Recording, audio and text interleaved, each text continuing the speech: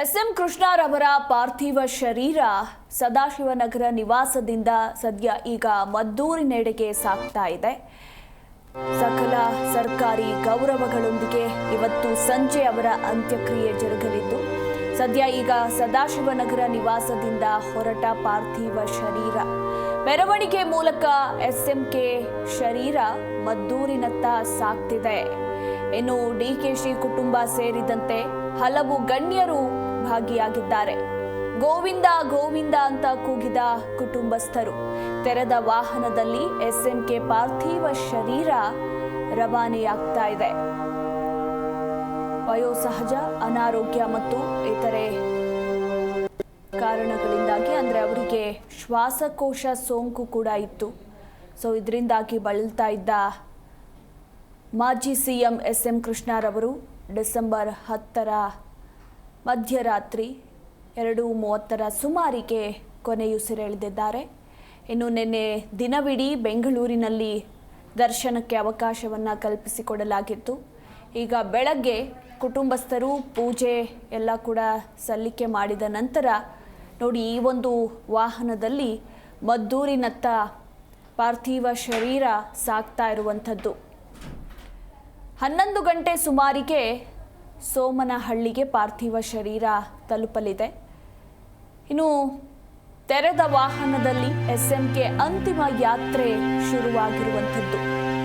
ಹೂಗಳಿಂದ ಅಲಂಕಾರವಾಗಿರುವ ವಿಶೇಷ ವಾಹನ, ಗಾಜಿನ ಬಾಗಿಲು ತೆರೆದ ವಾಹನದಲ್ಲಿ ಈಗ ಎಸ್.ಎಂ. ಕೃಷ್ಣರ ಪಾರ್ಥಿವ ಶರೀರ ಸಾಗ್ತಾ ಇದೆ.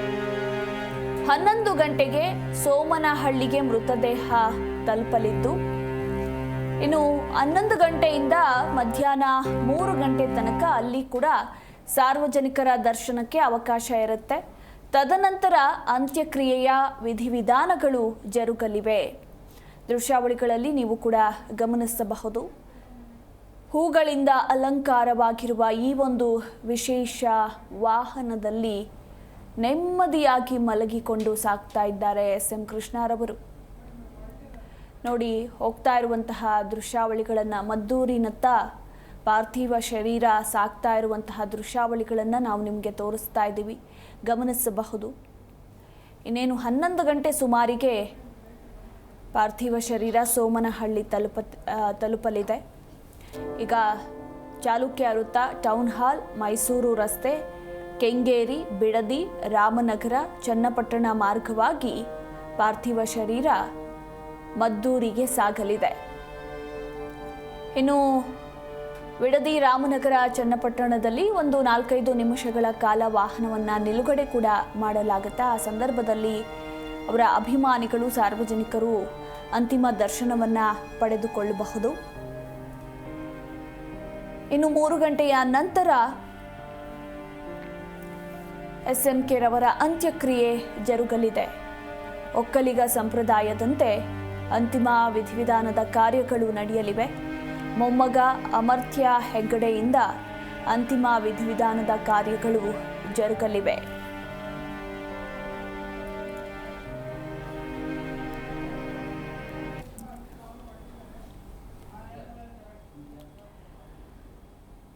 ಈ ಕುರಿತು ಇನ್ನೂ ಹೆಚ್ಚಿನ ಡೀಟೇಲ್ಸ್ ಅನ್ನು ಕೊಡ್ತಾರೆ ನಮ್ಮ ಪ್ರತಿನಿಧಿ ಪ್ರಶೋಭ್. ಸದ್ಯ ಸದಾಶಿವನಗರ ನಿವಾಸದಿಂದ ಎಸ್.ಎಂ.ಕೆ ರವರ ಪಾರ್ಥಿವ ಶರೀರ ಮದ್ದೂರಿನತ್ತ ಹೊರಟಿದೆ. ಈ ಬಗ್ಗೆ ಹೆಚ್ಚಿನ ಡೀಟೇಲ್ಸ್.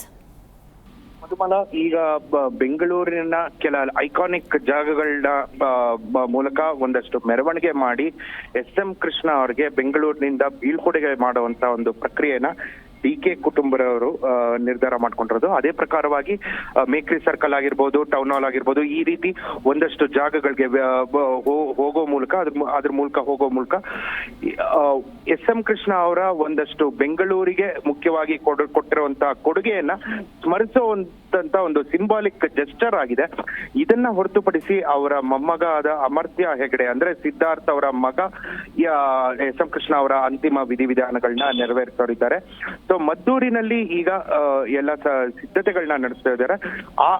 ಆ ಮಧ್ಯದಲ್ಲಿ ಈಗ ಬೆಂಗಳೂರಿನ ಕೆಲ ಐಕಾನಿಕ್ ಜಾಗಗಳಿಗೆ ಹೋಗೋ ಮೂಲಕ ಎಸ್.ಎಂ. ಕೃಷ್ಣ ಅವರು ಬೆಂಗಳೂರಿಗೆ ಕೊಟ್ಟಂತ ಕೊಡುಗೆ ಹಾಗೂ ಪಕ್ಷಾತೀತವಾಗಿ ಈ ಕಳೆದ 2 ದಿನಗಳಿಂದ ನಿನ್ನೆ ಬೆಳಗಿನ ಜಾವ 3 ಗಂಟೆಯಿಂದ ಇವತ್ತಿನವರೆಗೂ ಕೂಡ ಪಕ್ಷಾತೀತವಾಗಿ ಎಸ್.ಎಂ. ಕೃಷ್ಣ ಅವರ ಕೊಡುಗೆಯನ್ನ ಸಾಕಷ್ಟು ಜನ ಸ್ಮರಿಸ್ತಾ ಇದ್ದಾರೆ.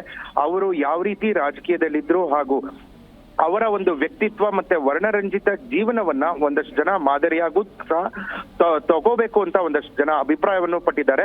ಮತ್ತೆ ಅವರ ಒಂದು ಅವ್ರಿಗೆ ಇದ್ದಂತ ಹಾಬೀಸ್ ಆಗಿರ್ಬೋದು, ಅವ್ರಿಗೆ ಇದ್ದಂತ ಹವ್ಯಾಸಗಳು, ಟೆನ್ನಿಸ್ ಬಗ್ಗೆ ಒಲವು, ಸ್ಪೋರ್ಟ್ಸ್ ಆಗಿರ್ಬೋದು, ಅಥವಾ ಅವ್ರಿಗಿದ್ದಂತ ಒಂದು ಲಿಟ್ರೇಚರ್ ಮೇಲೆ ಅಥವಾ ಒಂದು ಸಾಹಿತ್ಯದ ಮೇಲೆ ಇರುವಂತ ಒಲವು, ಇದನ್ನೆಲ್ಲ ಕೂಡ ಎಲ್ಲಾ ರಂಗದ ಗಣ್ಯರು ಸ್ಮರಿಸ್ತಾ ಇದ್ದಾರೆ. ಸೊ ಈ ಮೂಲಕ ಎಸ್.ಎಂ. ಕೃಷ್ಣ ಅವ್ರಿಗೆ ಬೆಂಗಳೂರಿನಿಂದ ಬೀಳ್ಕೊಡುಗೆ ಮಾಡುವಂತ ಒಂದು ಸಿಂಬಾಲಿಕ್ ಜೆಸ್ಟರ್ ಆಗಿದೆ. ಯಾಕೆಂತ ಹೇಳಿದ್ರೆ ಇವತ್ತಿನ ಬೆಂಗಳೂರು ಏನಿದೆ ಮಧುಮಾಲ, ಅದು ಮುಖ್ಯವಾಗಿ ಎಸ್.ಎಂ. ಕೃಷ್ಣ ಅವರ ಕಾಲಾವಧಿಯಲ್ಲಿ ಅವರು ಇಂಪ್ಲಿಮೆಂಟ್ ಮಾಡಿದಂತ IT ಕಾರಿಡಾರ್ಸ್ ಆಗಿರ್ಬೋದು, ಟಾಸ್ಕ್ ಫೋರ್ಸ್ ಆಗಿರ್ಬೋದು, ಇವೆಲ್ಲ ಅವರ ಕೊಡುಗೆಯಿಂದ ಇಷ್ಟ ಆಗಿದೆ ಅಂತ ಪಕ್ಷಾತೀತವಾಗಿ ಎಲ್ಲಾ ರಾಜಕೀಯ ನಾಯಕರು ಕೂಡ ಒಪ್ತಾ ಇದ್ದಾರೆ. ಸೊ IT-BT ಸೆಕ್ಟರ್ ಇವೆಲ್ಲ ಇವತ್ತು ಇಂಪ್ರೂವ್ ಆಗಿರೋದು ಎಸ್.ಎಂ. ಕೃಷ್ಣ ಅವರು ಹಾಕಿದಂತ ಅಡಿಪಾಯದಿಂದ ಅಂತ ಪಕ್ಷಾತೀತವಾಗಿ ಒಂದಷ್ಟು ನಾಯಕರು ಹೇಳಿರುವಂತದ್ದು. ಸೊ ಜೊತೆಗೆ ಆದಿಚುಂಚನಗಿರಿಯ ಶ್ರೀಗಳು ಕೂಡ ಮದ್ದೂರಿಗೆ ಹೋಗುವಂತದ್ದು, ಅಲ್ಲಿ ಅವರ ಒಂದು ಸಮ್ಮುಖದಲ್ಲಿ ಈ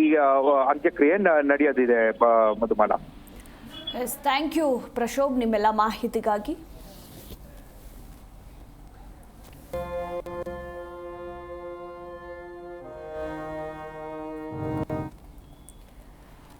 ಸದ್ಯ ಈಗ ತೆರೆದ ವಾಹನದಲ್ಲಿ ಎಸ್.ಎಂ. ಕೃಷ್ಣರವರ ಪಾರ್ಥಿವ ಶರೀರ ತೆರಳ್ತಾ ಇದೆ. ಆ ಒಂದು ದೃಶ್ಯಾವಳಿಗಳನ್ನು ಕೂಡ ನೀವು ಗಮನಿಸಬಹುದು. ಇನ್ನು ಬಿಡದಿಯ BGS ಸರ್ಕಲ್ ಬಳಿ ಸಾರ್ವಜನಿಕ ದರ್ಶನಕ್ಕೆ ವ್ಯವಸ್ಥೆಯನ್ನ ಕಲ್ಪಿಸಿಕೊಡಲಾಗಿದೆ. ಇನ್ನು ರಾಮನಗರದ ಐಜೂರು ಸರ್ಕಲ್ ಬಳಿ ಅಂತಿಮ ದರ್ಶನ, ಹಾಗೆ ಚನ್ನಪಟ್ಟಣದ ಗಾಂಧಿ ಭವನ ಸರ್ಕಲ್ ಬಳಿ ಅಂತಿಮ ದರ್ಶನಕ್ಕೆ ವ್ಯವಸ್ಥೆಯನ್ನ ಕೂಡ ಕಲ್ಪಿಸಿಕೊಡಲಾಗಿರುವಂಥದ್ದು. ತದನಂತರ ಮದ್ದೂರು ತಲುಪಲಿರುವ ಪಾರ್ಥಿವ ಶರೀರ. ಸೊ ಹೀಗಾಗಿ ಇಂದು ಬೆಳಗ್ಗೆ 11 ಗಂಟೆ ಸುಮಾರಿಗೆ ಅವರ ಹುಟ್ಟೂರಾಗಿರುವ ಸೋಮನಹಳ್ಳಿ ತಲುಪಲಿದೆ ಪಾರ್ಥಿವ ಶರೀರ. ಇದಾದ ನಂತರ ಸಂಜೆ ಸಕಲ ಸರ್ಕಾರಿ ಗೌರವಗಳೊಂದಿಗೆ ಎಸ್.ಎಂ. ಕೃಷ್ಣ ಅವರ ಅಂತಿಮ ವಿಧಿವಿಧಾನಗಳು ನೆರವೇರಲಿದೆ. ಒಕ್ಕಲಿಗ ಸಂಪ್ರದಾಯದಂತೆ ಅಂತ್ಯ ಸಂಸ್ಕಾರ ನಡೆಯಲಿದೆ. ಈಗಾಗಲೇ ರಾಜ್ಯಾದ್ಯಂತ 3 ದಿನಗಳ ಕಾಲ ಶೋಕಾಚರಣೆಯನ್ನು ಕೂಡ ರಾಜ್ಯ ಸರ್ಕಾರ ಆದೇಶಿಸಿರುವಂಥದ್ದು. ಜೊತೆಗೆ ಇವತ್ತು ರಾಜ್ಯಾದ್ಯಂತ ಶಾಲಾ ಕಾಲೇಜುಗಳಿಗೆ ರಜೆಯನ್ನ ಕೂಡ ಘೋಷಣೆ ಮಾಡಲಾಗಿದೆ. ಇನ್ನೇನು ಕೆಲವೇ ಹೊತ್ತಿನಲ್ಲಿ ಅಂದರೆ ಒಂದು 10:30-11 ಗಂಟೆ ಸುಮಾರಿಗೆ ಅವರ ಹುಟ್ಟೂರಾಗಿರುವಂತಹ ಸೋಮನಹಳ್ಳಿಗೆ ಪಾರ್ಥಿವ ಶರೀರ ಶಿಫ್ಟ್ ಆಗಲಿದ್ದು, ಅಲ್ಲಿ ಮಧ್ಯಾಹ್ನ 3 ಗಂಟೆ ತನಕ ಸಾರ್ವಜನಿಕರ ದರ್ಶನಕ್ಕೆ ಅವಕಾಶ ಕೂಡ ಕಲ್ಪಿಸಿಕೊಡಲಾಗಿರುವಂಥದ್ದು. ಈ ಮೂಲಕ ನಾಡ ಕಂಡ ಅಪ್ರತಿಮ ನಾಯಕ, ಸಜ್ಜನ ರಾಜಕಾರಣಿ, ಮಾಜಿ ಮುಖ್ಯಮಂತ್ರಿ ಎಸ್.ಎಂ. ಕೃಷ್ಣರವರು ಇನ್ನು ನೆನಪು ಮಾತ್ರ ಅಂತಲೇ ಹೇಳಬಹುದು. ಈಗಾಗಲೇ ಅಪಾರ ಅಭಿಮಾನಿಗಳು, ಕುಟುಂಬಸ್ಥರು, ರಾಜಕೀಯ ಮುಖಂಡರು ಎಸ್.ಎಂ. ಕೃಷ್ಣರವರ ಅಂತಿಮ ದರ್ಶನವನ್ನು ಪಡೆದುಕೊಂಡು ಭಾವಪೂರ್ಣ ನಮನ ಸಲ್ಲಿಸ್ತಾ ಇದ್ದಾರೆ. ಇನ್ನು ಇವತ್ತು ಅವರ ಹುಟ್ಟೂರಿನಲ್ಲಿ ಸಕಲ ಸರ್ಕಾರಿ ಗೌರವಗಳೊಂದಿಗೆ ಅಂತ್ಯಕ್ರಿಯೆ ನೆರವೇರಲಿದೆ. ಎಸ್.ಎಂ. ಕೃಷ್ಣ ಕರುನಾಡಿನ ಮಾಜಿ ಮುಖ್ಯಮಂತ್ರಿ, ರಾಜ್ಯ ಕಂಡಂತಹ ಧೀಮಂತ ನಾಯಕ, ಆಧುನಿಕ ಬೆಂಗಳೂರಿನ ನಿರ್ಮಾತೃ, ಕೇಂದ್ರದ ಮಾಜಿ ವಿದೇಶಾಂಗ ಮಂತ್ರಿ ಚಿರನಿದ್ರೆಗೆ ಜಾರಿದ್ದಾರೆ.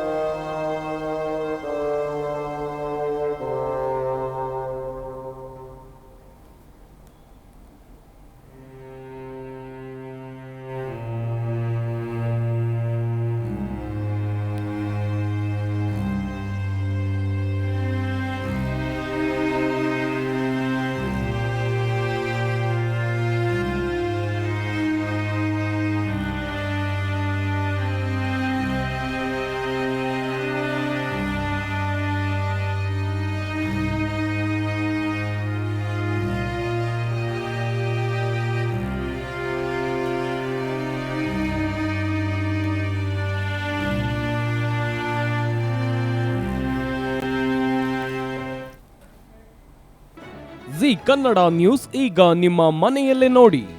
ಎಲ್ಲ ಕೇಬಲ್ಗಳಲ್ಲಿ ಈಗ ಲಭ್ಯ.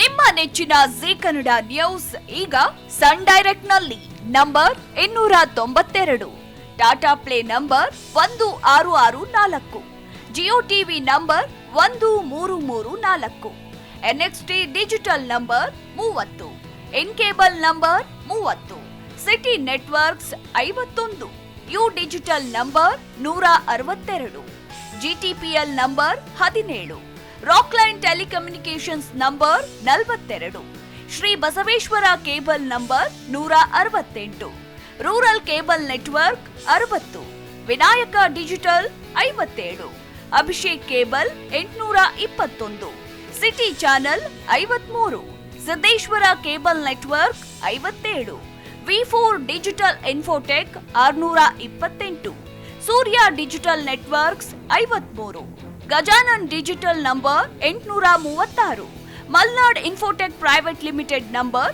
56, Metrocast number 830, victory digital number 167ರಲ್ಲಿ ನೋಡಿ ಆನಂದಿಸಿ.